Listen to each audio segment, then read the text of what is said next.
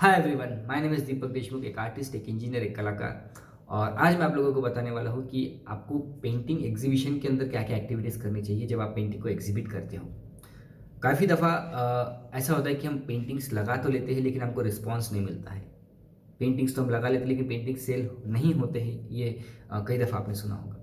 इसके पीछे का कुछ रीज़न्स मैं आपको बताना चाहता हूँ कि क्यों होता है और क्यों लोग कुछ लोग फेल हो जाते हैं और क्यों कुछ लोग सक्सेसफुल हो जाते हैं।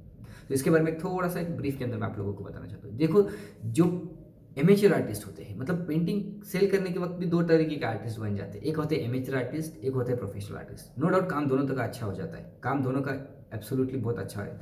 लेकिन क्या हो जाता है कि एक का काम सेल हो जाता है और एक का काम सेल नहीं होता है। क्योंकि एक जिसका काम सेल नहीं होता है, जो एग्ज़िबिट करने के अंदर सेलिंग के अंदर जो फेल हो जाता है, वो काम अलग तरीके से करता है। और जो सक्सेसफुल हो जाता है, जिसकी पेंटिंग सेल आउट हो जाती है या जिसको अच्छा रिस्पॉन्स मिल जाता है, वो उसी काम को अलग तरीके से करता है। जैसे कहते हैं ना कि successful people don't do different things, they do things differently. मतलब एग्ज़िबिशन दोनों कर रहे हैं लेकिन एक अलग ढंग से कर रहा है और उसको अलग रिजल्ट्स मिल रहे हैं। एक अलग ढंग से कर रहा है, उसको अलग रिजल्ट्स मिल रहे हैं, पहली चीज़। तो 2 तरीके के आर्टिस्ट यहाँ पे हमने डिस्कस किए। एक होता है एमेचर, मतलब जो एक ऐसे आर्टिस्ट होते हैं जिनका काम रहता है कि मैंने पेंटिंग डिस्प्ले कर दी ना वही दीवार के ऊपर, दैट्स इट। अब आगे देखेंगे ऊपर वाले की मेहरबानी, कुछ सेल हो जाती है तो इट्स ओके।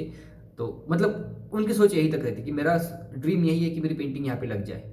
मेरा ड्रीम ये है कि यहाँ पे एग्जीबिशन हो जाए। मेरा ड्रीम ये है कि यहाँ पे ये हो जाए। बस उनका ड्रीम वहाँ तक ही रहता है। और प्रोफेशनल आर्टिस्ट का ड्रीम होता है कि हाँ, मुझे ये पेंटिंग सेल करने की है और ये गैलरी या ये एग्जीबिशन एक प्लेटफॉर्म है कि जिसके थ्रू मैं कर सकता हूँ। करना तो मुझे ही है। लेकिन पहले वाला ये नहीं सोचता कि करना मुझे है। वो सोचता है कि यार वो शायद उसको पता ही नहीं रहता कि करना क्या है। प्रोफेशनल आर्टिस्ट वो तरीके करते हैं। आज मैं आप लोगों को वो तरीके बताने वाला हूँ। अगर आप ये मानते हो कि आप प्रोफेशनल कैटेगरी के अंदर आते हो, अगर आपको अभी भी लगता है कि सिर्फ पेंटिंग को डिस्प्ले करने से मेरा काम बन जाएगा, सो ये वीडियो आपके लिए है ही नहीं। सो आप अपना समय बर्बाद ना कीजिए ये वीडियो देख के। और अगर आपको लगता है कि आप प्रोफेशनल आर्टिस्ट हो और आपको कुछ प्रोफेशनल तरीके से आपको कुछ करना है, तो ये वीडियो ज़रूर आप एंड तक देखिए, क्योंकि इसके अंदर जो मैं टेक्निक्स बता रहा हूँ, अगर आपने उसको स्टेप बाय स्टेप फॉलो कर दिया, टर्म्स एंड कंडीशन ये है कि आपकी पेंटिंग अच्छी होनी चाहिए। अगर आपने इसको फॉलो कर दिया स्टेप बाय स्टेप, तो 101% में दावे के साथ कहता हूँ आपको रिस्पॉन्स मिल जाएगा। रिस्पॉन्स इन द सेंस मैं 2 तरीके से रिस्पॉन्स एक्सपेक्ट करता हूँ। एक कि आपने जो वर्क वहाँ पे डिस्प्ले के लिए रखा है, एक तो वो सेल हो जाए, और सेकेंड या फिर उसके जैसा कुछ इक्वल वर्क आपको मिल जाए। तो ये 2 तरीके के रिस्पॉन्स की यहाँ पे मैं बात कर रहा हूँ। सो शुरू होते ही इस वीडियो को आगे हम बढ़ाते गए। तो यहाँ पे इस पूरे सेक्शन को मैं 5 कैटेगरीज के अंदर डिवाइड करने वाला हूँ और 5वां सेक्शन रहेगा आपका रिजल्ट। फर्स्ट 4 कैटेगरीज में से आपको गुजरना पड़ेगा। हो सकता है ये 4 कैटेगरीज आपके लिए टोटली नए हों, अगर आप फर्स्ट टाइम ये सब चीज़ें कर रहे हो तो। सो सबसे पहले आता है लिस्ट मेकिंग। एग्जीबिशन में बुलाना किन लोगों को है, कैसे बुलाना है, क्या करना है। न्यूज़पेपर में एडवर्टाइजमेंट देने की है या हमको टीवी के ऊपर ऐड देने की है, बैनर्स लगा, हमको एग्जैक्टली करना क्या है, किस तरीके से हमको बुलाना है। तो सबसे पहले होती है लिस्ट मेकिंग। आपको लिस्ट बनानी पड़ेगी, इसके ऊपर भी हम डिटेल में बात करेंगे। सेकेंड चीज़ होती है कि आपको इनको इन्विटेशन देना है। आपको उनको फ़ोन के ऊपर इन्विटेशन देना है, आपको उनको 1-on-1 जाके इन्विटेशन देना है। देना किस तरीके से है, ये सेकेंड पार्ट हम डिस्कस करेंगे। तीसरी चीज़ डिस्कस करेंगे, अगर वो बंदा, वो गेस्ट आपके एग्जीबिशंस के अंदर आ जाते हैं, तो आपको उनको क्या क्या एक्टिविटीज़ करनी की, आपको उनके साथ क्या क्या बातें करने की है, कन्वर्सेशन किस तरीके से आपको लीड करना है कि जिसके कारण आपको रिजल्ट मिल जाए। और चौथा होता है कि आपको उसका फॉलोअप लेना है, और 5वां आपको रिजल्ट। तो ये 4 तरीके से जब आप गुजरते हो तो 5वें तरीके पे आप डेफिनेटली पहुंचते हो, और वो होता है रिजल्ट। ये 4 चीज़ें शायद आपके लिए बहुत नई चीज़ होगी और बहुत फर्स्ट टाइम आप ये करोगे। सो बिलीव मी, ये आप स्टेप बाय स्टेप करना। थोड़ा सा हो सकता है कि आपको बोरिंग प्रोसेस लगे क्योंकि आप ये फर्स्ट टाइम करोगे और it is not related to painting, but you have to do that to get the result. So let's begin with first chapter. First point है लिस्ट मेकिंग, लिस्ट को बनाना। ये लिस्ट बिल्डिंग क्या होता है, किस तरीके से होता है, बहुत डिटेल के अंदर आज मैं आपको एक्सप्लेन करने और मैं चाहता हूँ कि आप साइड बाय साइड इसको लिखे। ये कौन से 4 तरीके हैं, लिखो आप। कौन से 4 तरीके जिसको पार करने के बाद आपको रिजल्ट मिलेगा, लिखो। रिजल्ट मतलब आपको क्या मिलेगा, पेपर के ऊपर अभी अभी अभी लिखो। आप स्टार्ट करो लिखना कि किस रिजल्ट के बारे में बात कर रहा हो, क्या होने वाला है ये 4 तरीके करने के बाद। कौन से है ये 4 तरीके, कौन से 4 तरीके? Invitation, sorry, list building. First तरीका है लिस्ट बिल्डिंग बनाने का, सेकेंड तरीका है इन्विटेशन का, थर्ड तरीका है एग्जीबिशन के अंदर क्या बात हो रही है उसका, चौथा है आपको उसको फॉलोअप लेने का है, और पांचवा आपका रिजल्ट मतलब दो तरीके के, जैसे मैंने कहा, एक तो पेंटिंग सेल होगी या फिर उसके जैसा कुछ आपको ऑर्डर का वर्क मिलेगा। तो लिस्ट बिल्डिंग के अंदर हम डिटेल में बात कर रहे हैं अभी। तो जब आप लिस्ट बनाओगे कागज़ के ऊपर, किसकी लिस्ट बनाओगे, किसको बुलाओगे आप? मेरे दोस्त को बुलाऊँ, मेरे अंकल को बुलाऊँ, चाचा को बुलाऊँ, मेरे फ्रेंड्स को बुलाऊँ? ना ना ना ना ना ना ना, ये सिर्फ शफलिंग होगी आपके दिमाग के अंदर।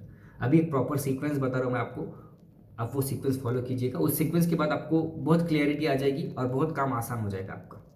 सबसे पहले आप लिस्ट बनाओ, कैटेगराइज करो लिस्ट की। पहली कैटेगरी रहेगी आपके टीचर्स एंड आपके सीनियर्स, उनकी एक लिस्ट बनाओ।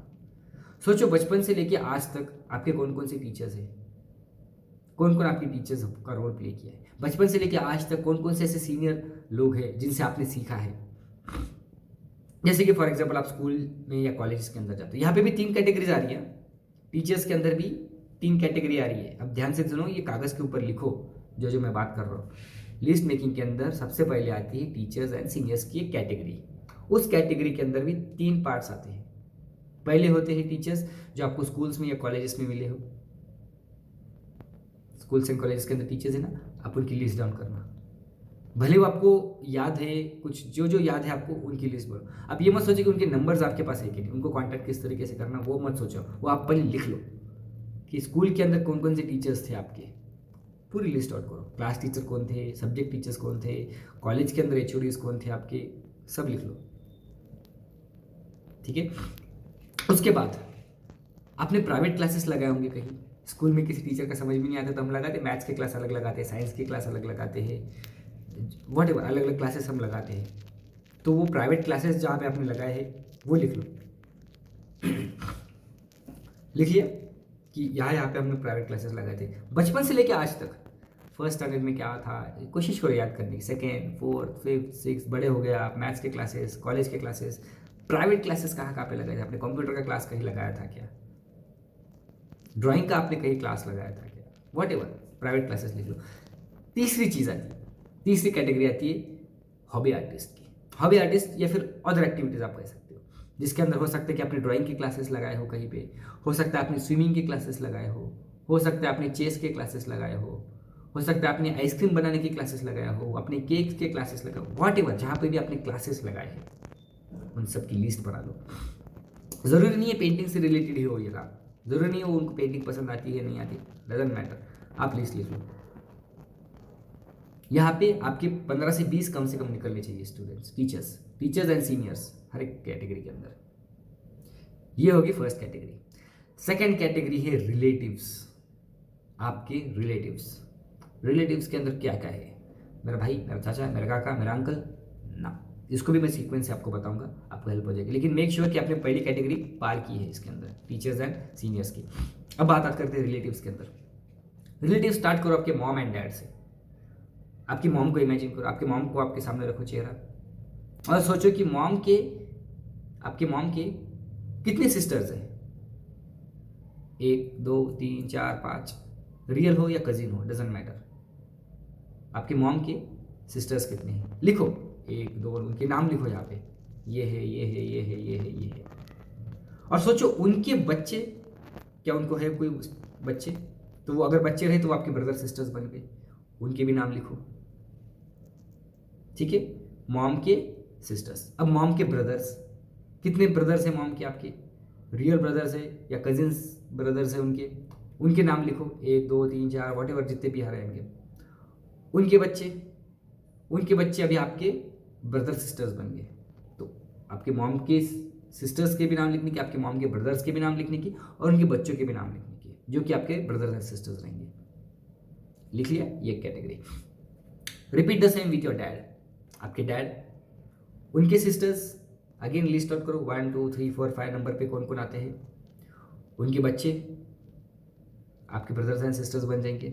अगेन डैड एंड उनके सिस्टर्स, उनके नाम लिखो 1 2 3 4 5 जो कुछ भी है। उनके बच्चे आपके ब्रदर्स एंड सिस्टर्स।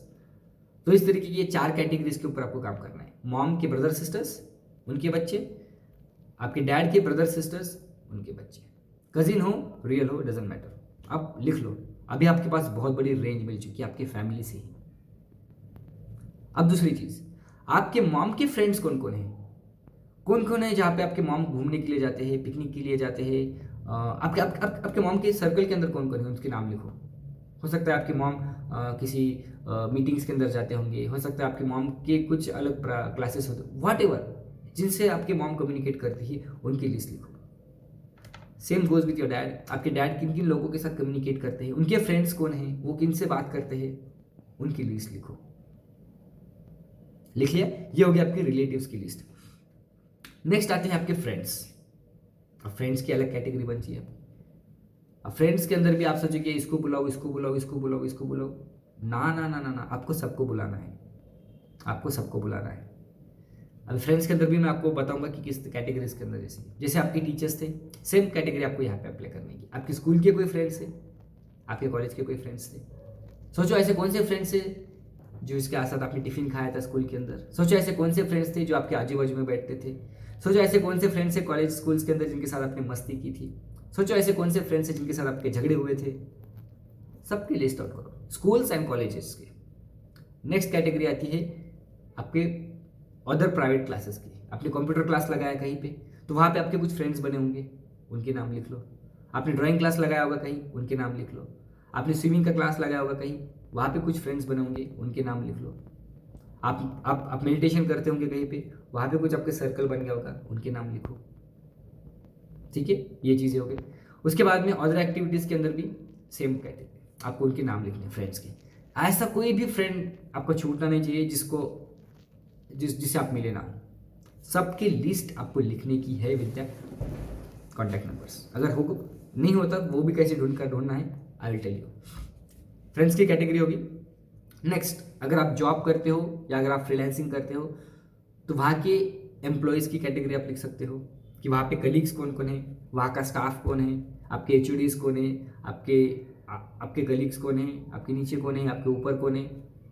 आप अगर जॉब करते हो, आप अगर टीचिंग का जॉब करते हो तो आपके स्टूडेंट्स कौन कौन हैं, आप वो चीज़ लिख सकते हो। अगर आप फ्रीलांसिंग करते हो, बिजनेस करते हो, तो आपके क्लाइंट्स कौन हैं, किन किन लोगों को आपने क्या क्या बेचा है, तो उनकी आप लिस्ट लिख लो।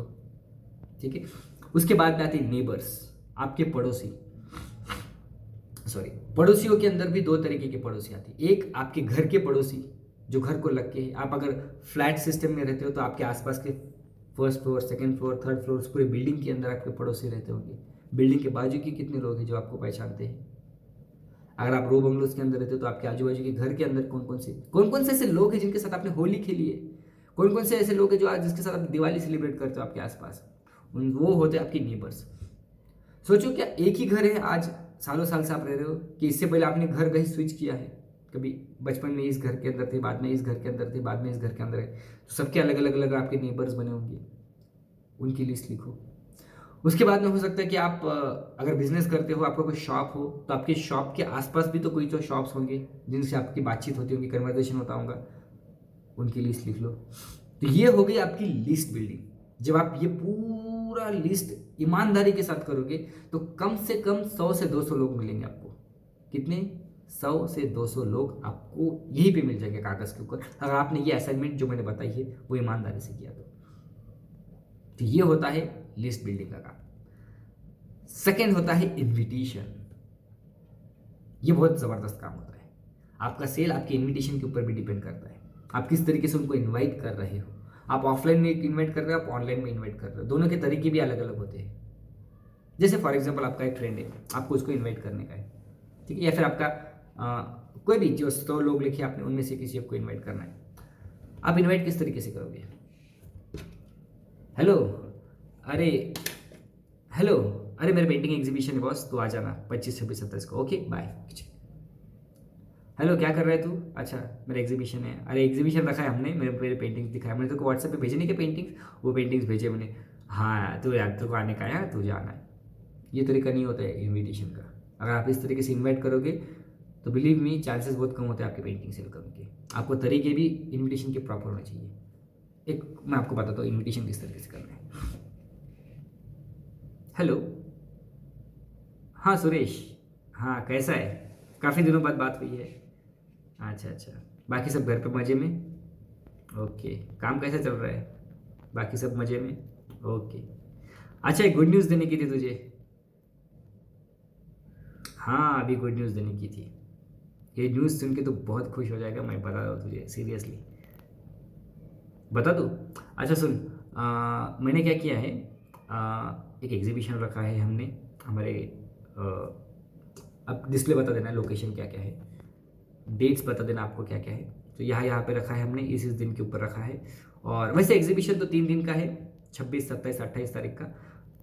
लेकिन मैं चाहता हूँ कि यार तू 26 तारीख को ही आ जाए, तू पहले दिन ही आ जाए, क्योंकि मेरी बहुत इच्छा है कि तुझे ये इस इवेंट के अंदर मैं तुझे बुला रहा हूँ।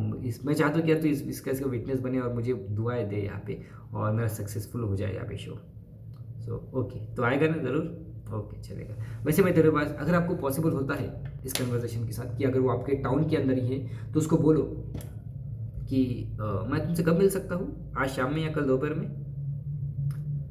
ऐसे क्वेश्चंस उसको पूछो, उससे अपॉइंटमेंट लो, उसको जाके आप फिजिकली इनवाइट करो कि ये मेरा इनविटेशन है। वैसे एग्जीबिशन तो 3 दिन का है, 26, 27, 28, लेकिन मैं चाहता हूँ कि आप 26 तारीख को ही आके 4 चांद लगा दीजिएगा मेरे एग्जीबिशंस के अंदर। तो इस तरीके से जब इनवाइट करते हो, आप ऐसा फील उसको कराते हो कि he is a special guest for you. And believe me, ये सब जो कॉन्टैक्ट लिस्ट आप लिख रहे हो, ये 100 लोगों की लिस्ट बना रहे हो, 100-200 लोगों की, दे ऑल आर स्पेशल। तो इन सबको आपको स्पेशल ट्रीट करना है। ऐसा समझो कि यार वो स्पेशल है और उसको आपको एग्जीबिशन के अंदर बुलाना है। तो उसको ये बोलो कि यार 26 तारीख को ही आ जाना, सुबह 10 बजे आ जाना, पॉसिबल हुआ तो।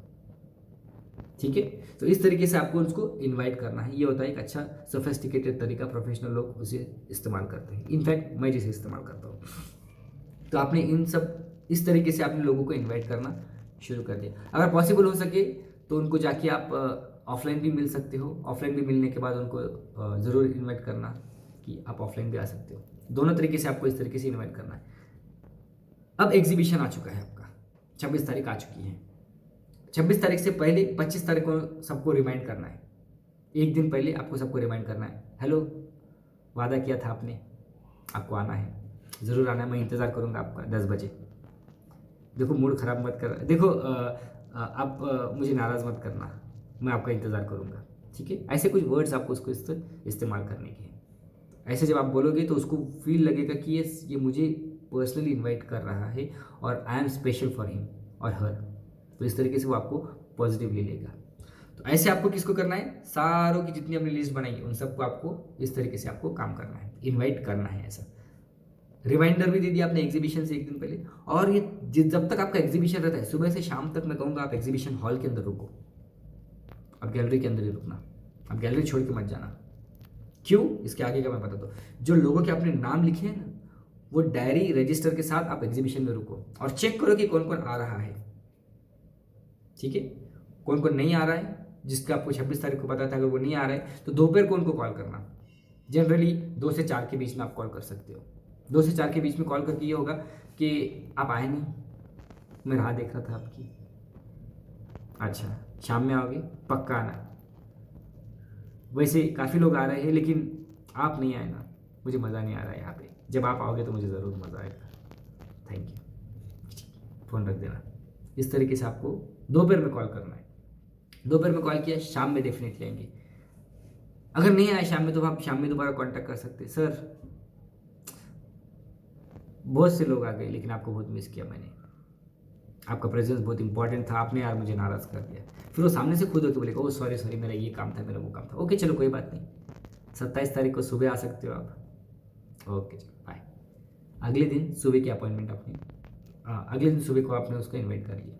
डेफिनेटली अगर उसको कोई इंपॉर्टेंट काम आया होगा उस दिन, तो वो 27 तारीख को अगले दिन डेफिनेटली आएगा आपके पास। ठीक है, तो इस तरीके से आपको लिस्ट मेंटेन करनी है। यहाँ पे एक एक लिस्ट, मतलब बंदूक की एक एक गोली है आपकी, तो यहाँ पे आपको लिस्ट मेंटेन करना बहुत ज़रूरी है, रिकॉर्ड रखना बहुत ज़रूरी है। कितने लोगों को आपने इनवाइट किया है, कितने लोग आ रहे हैं और कितने लोग आ चुके हैं। कौन नहीं आया है तो उसको कॉल करना एग्जीबिशन के अंदर रह के, यह आपकी रिस्पॉन्सिबिलिटी बनती है। ठीक है, तो यहाँ पे आपने कॉल कर दिया। अब इनविटेशन के अंदर, अपने एग्जीबिशन के अंदर, सॉरी आपके अंदर आ गए। आते ही यू वेलकम देम, ओह आ जाइए, आप ही का राह देख रहा था मैं, नमस्ते, आ जाइए। यहाँ पे मेरी गैलरी लगी हुई है, यहाँ पे मेरा एग्जीबिशन है, यहाँ पे मेरी पेंटिंग लगी हुई है, आप प्लीज़ एक बार उसे देख लीजिएगा। So let him see the paintings, उसे देखने दीजिएगा पेंटिंग्स किस तरीके से उसने आपने बनाई है, किस तरीके से क्या क्या काम हुआ है, उसको पेंटिंग्स देखने दीजिएगा। और बीच में आप उसको क्वेश्चंस पूछो। अब ये क्वेश्चंस क्या पूछने के हैं, पावरफुल क्वेश्चंस पूछ रहा हूँ मैं आपको सीक्वेंस पूरा फॉर्मेट दे रहा हूँ मैं आपको सीक्वेंस का, आपको वो as it is copy paste करना है वहाँ पे। आपको उसको क्वेश्चंस ये नहीं पूछेगी और कैसी लगी पेंटिंग, हाँ हाँ हाँ हाँ, ये तरीका नहीं है पूछने का। ये ओपन एंडेड क्वेश्चन है, कुछ भी आंसर आ सकता है इसका, हाँ ठीक लगी, अच्छा है, कुछ भी क्वेश्चन आंसर आ सकता है ना। आप उसको क्लोज एंडेड क्वेश्चन पूछो। क्लोज एंडेड क्वेश्चन मतलब क्या, जहाँ पे ऑप्शंस दे रहे हो आप उसको। और पेंटिंग में क्या अच्छा लगा आपको, ड्राइंग अच्छी लगी या कलरिंग अच्छी लगी। तो ड्राइंग बोलता है तभी भी आपके फेवर में आंसर है, कलरिंग बोलता है तभी भी आपके फेवर में आंसर है। समझ में आ रहा है, ये तरीका होता है वहाँ पे कन्वर्सेशन स्टार्ट करने का रिलेटेड टू या पेंटिंग। वहाँ पे बात सिर्फ पेंटिंग की करो, आप इधर उधर की बातें मत करो, ठीक है। वहाँ पे पेंटिंग्स है तो पेंटिंग से रिलेटेड उनकी बात करो। सर आपको क्या अच्छा लगा इसके अंदर, ड्राइंग पसंद आई या कंसेप्ट पसंद आया, आपको कंसेप्ट पसंद आया या टेक्निक्स पसंद आई, आपको क्या पसंद आया यहाँ पे, क्या यहाँ का एटमोसफियर आपको पसंद आया। उसको आपको ऑप्शंस दो और वो ऑप्शंस में से उसको सेलेक्ट करने लगो। ऐसे 5 से 6 क्वेश्चन उसको पूछो और उसको ये भी नहीं लगना चाहिए कि आप उसका इंटरव्यू ले रहे हो। तो उसको तो आराम से तरीके से उसको धीरे धीरे पूछ लेना। उसके बाद में पूछना अगर ये पेंटिंग, हाँ उसके बाद में भी इंपॉर्टेंट चीज़ है, अगर आप उसको पेंटिंग सेल करना चाहते हो तो मेक श्योर कि वो आपका पोटेंशियल कस्टमर है भी या नहीं, ठीक है। पोटेंशियल कस्टमर क्या, कि जो मैच्योर हो चुका है, जिसके पास इनकम है, जो पैसे है, जिसका इनकम ब्रैकेट बड़ा है आपकी पेंटिंग खरीदने इतना। तो मेक श्योर कि आप वो आपका क्लाइंट है। अगर आपको समझ में आ गया कि वो आपका क्लाइंट है तो आप सेलिंग के लिए ऐसा मत पूछो कि आपको ये चाहिए क्या। आप सेलिंग के लिए कुछ अलग सेंटेंस उसको यूज़ कर सकते हो, जैसे कि फॉर एग्जांपल सर कैसा होगा अगर ये पेंटिंग आपके बेडरूम में या आपके ऑफिस में लगाई तो क्या आपको ये प्रेजेंस आपका इसका फील हो जाएगा उस पेंटिंग का। सर अगर आपको ये पेंटिंग मिलती है तो आप ये कहाँ लगाना चाहोगे, आपके ऑफिस के अंदर या आप घर के अंदर। Give them options. सर अगर ये पेंटिंग आज अगर आप लेके जाते हो तो आप किसी को सरप्राइज देना चाहोगे, गणपति की अगर आप पेंटिंग बना रहे हो तो, ठीक है। तो इस टाइप के कुछ क्वेश्चंस आपको उसको पूछने के कि जिसका आंसर वो yes yes yes yes yes देगा। और जैसे उसके लव से, उसके मुंह से उसने 4 से 5 बार यस निकाला तो लेटेस्ट जो क्वेश्चन आप पूछोगे उसका भी आंसर 101% यस आएगा। तो लास्ट में आप ये पूछ सकते हो, सर आप इसको MRP पे परचेस करना चाहते हो या डिस्काउंट के ऊपर। ऑब्वियसली वो डिस्काउंट चूज़ करेंगे। तो सर अभी हम कुछ टोकन अमाउंट आप बुक कर सकते हो और एग्जीबिशन के बाद इसको आप डिस्काउंट के अंदर ले सकते हो। डिस्काउंट आपके यहाँ पे हमने 5% का 10% का लगा के रखा है डिस्काउंट, आप कौन सा वाला डिस्काउंट लेना चाहोगे। तो ऐसे ऑप्शन दे दो उसको। और अगर आप डिस्काउंट के अंदर भी अगर फर्स्ट डे के अंदर जाती है आपके तो 5-10% डिस्काउंट देके बुक कर दो पेंटिंग, एडवांस ले लो और एग्जीबिशन के बाद फुल पेमेंट देके आप उसको डिलीवरी दे देना। पेंटिंग जब आप सेल कर दोगे तो मेक श्योर कि आप उसको वेल पैक करो और उस फ्रेम के साथ आप उसको हैंड ओवर कर देना, ठीक है। आप उसको डायरेक्टली भी बोल सकते हो सर आप कैश दोगे या चेक दोगे, ठीक है। इस तरीके से आपको, बट मेक श्योर उसको पेंटिंग पसंद आ रही है। आपने ये पहले कंफर्म किया कि उसको पेंटिंग पसंद आ रही है। वो पेंटिंग कहाँ पे लगाएंगे, वो ऑफिस के अंदर लगाएंगे, बेडरूम के अंदर लगाएंगे, हॉल के अंदर लगाएंगे। आप उसको विजुअलाइज करवाओ कि ये पेंटिंग अगर उधर दिखी तो आपको फील कैसा आएगा। तो इसके अंदर थोड़ी सी मास्टरी आप अचीव करना बात करने में। यहाँ पे जब आप अचीव कर लोगे तो सेकेंड चीज़ आप डायरेक्टली पूछ सकते हो, सर आज डिस्काउंट चालू है तो आज आप परचेस करना चाहोगे, MRP पे परचेस करोगे या डिस्काउंट पे परचेस करोगे। ये भी आप पूछ सकते हो क्वेश्चंस। ये मैं एक एग्जांपल्स के लिए दे रहा हूँ आपको, लेकिन इसको आप थोड़ा बहुत मॉड्यूलेट करके आप अपने तरीके से इसको यूज़ कर सकते हो। एग्जैक्टली इसी टोन के साथ, इसी पिच के साथ आप वहाँ पे बात करना। सर क्या गारंटी है कि वो पेंटिंग खरीदेगा, क्वेश्चन आ रहा होगा आपके माइंड के अंदर। डेफिनेटली कोई गारंटी नहीं है वो एक बंदा पेंटिंग खरीदेगा, लेकिन आपने जो 100 लोग बुलाए हैं ना उनमें से डेफिनेटली एक ले लेंगे आपकी पेंटिंग 101%। अगर कोई बोलता है कि यार मैं सोच के बताऊंगा तो आप उनको बोल सकते हो जी सर बिल्कुल आप सोच के बताओगे, लेकिन सर मेरे को क्या आप बताओगे कि आप एग्जैक्टली क्या सोचना चाहोगे। ये पेंटिंग आपके बेडरूम में कैसे दिखेगी ये सोचना चाहोगे, या ये पेंटिंग मेरे को ऑफिस के अंदर कैसे दिखेगी ये सोचना चाहोगे। समझ में आ गया। लेकिन मेक श्योर कि अगर आज जो आप बात करोगे ना उससे पहले आपको ये ध्यान में होना बहुत ज़रूरी है कि वो आपका कस्टमर है भी या नहीं है, उसके पास उतना इनकम ब्रैकेट है भी या नहीं है। वरना ऐसा नहीं होना चाहिए कि वो आपका फ्रेंड है जिसके पास जॉब नहीं है, जिसके पास इनकम नहीं है और उसके ऊपर आप ये चीज़ें पूछे जा रहे हो। तो ऐसा मत करना कभी भी, ठीक है। तो वहाँ पे रिलेशनशिप आपको मेंटेन करने की, और जो जहाँ पे आपको लग रहा है कि हाँ यार ये मेरा क्लाइंट है, तो उसको प्रोफेशनल तरीके से आप उसको ट्रीट कीजिएगा। अगर वो बोलता है कि हाँ यार मैं कल आपको बताता हूँ, तो डेफिनेटली उसको पूछिएगा, डेफिनेटली आप कल बता सकते हो, कल सुबह या कल दोपहर में, कल दोपहर में या कल शाम में, ज़रूर आप सोच के बता सकते हो, आज शाम में या कल सुबह। ऐसे ऑप्शंस दो उसको कि आप कब बताओगे, और जैसे उसने बताया कि हाँ आज शाम तक बता दूंगा, लिख लो डायरी के अंदर कि इस बंदे ने क्या बताया था, अगले दिन फॉलो करो उसका, और 5वां रिजल्ट आपको 101% मिल जाएगा। तो ये तरीके होते हैं एक आम इंसान जो मिस कर देता है, और एक प्रोफेशनल इंसान इसे इस्तेमाल करता है। एंड बिलीव मी, ये 100 लोग अगर आप प्रॉपरली इन्वाइट करते हो, और अगर ये 100 लोगों में से आपके पोटेंशियल क्लाइंट 100 है, तो 101% आपकी पेंटिंग सेल हो सकती है, अगर उसको आपका काम पसंद आया तो। इन चीज़ों का आपको ध्यान रखना है। तो थोड़ा सा मैं एक समराइज करके लेता हूँ कि आपको किन किन चीज़ों का ध्यान देना है। सबसे पहले 2 टाइप के आर्टिस्ट, एक एमेचर आर्टिस्ट जो सोचता है कि ऊपर वाले के भरोसे, एग्जीबिशन के भरोसे, गैलरी के भरोसे, सर के भरोसे, इसके भरोसे, उसके भरोसे, अपाहिज की तरह किसी के भरोसे मत बैठो, ठीक है। आप प्रोफेशनल हो, खुद के दम पे करो। पेंटिंग सेल करने की माय रिस्पॉन्सिबिलिटी, सर बताओ करना क्या है। तो ये तरीके हैं। टर्म्स एंड कंडीशंस क्या अप्लाई है कि आपकी पेंटिंग अच्छी होनी भी चाहिए डिस्प्ले होने के लिए, ठीक है। तो ये तरीके आपको करने के हैं। क्या है, इन शॉर्ट बताएंगे। लिस्ट मेकिंग, लिस्ट मेकिंग के अंदर आपको क्या करना है, अलग अलग कैटेगराइज करना है। टीचर्स एंड सीनियर्स की लिस्ट बनाने की है, रिलेटिव्स की लिस्ट बनाने की है, आपके फ्रेंड्स की, अगर आप जॉब करते हो तो वहाँ के एम्प्लॉयज़ की, और आपके नेबर्स की आपको लिस्ट बनाने की, आपको इनवाइट करना है, आपको प्रेजेंटेशंस एग्जीबिशंस के अंदर उसको प्रेजेंट करना है प्रॉपर तरीके से। और जब आप एग्जीबिशंस के अंदर आओगे, मेक श्योर कि आप प्रॉपर ड्रेस्ड हो, आप प्रॉपर ग्रूम हो, पूरी तरीके से आप अच्छे से दिखे, वहाँ पे लोगों के अंदर उठ के दिखिए, अच्छे कपड़े पहने, अच्छे शूज़ पहने, ये चीज़ें आपको वहाँ पे आप अच्छे दिखने चाहिए, आप प्रोफेशनल लगने चाहिए वहाँ पे, ठीक है। आपके पास एक डायरी, एक पेन अच्छी होनी चाहिए। पेन भी ऐसे 5-10 रुपये का नहीं, एक अच्छा पेन रखो। एक डायरी अच्छी सी मेंटेन करो, ऐसा नहीं कि 10 रुपये की कोई बुक उठा के लेके आए आप, पेन से ऊपर ऐसे लिखना। देखते ही आप प्रोफेशनल लगने चाहिए, उस हद तक आप अपने आप को प्रिपेयर करो।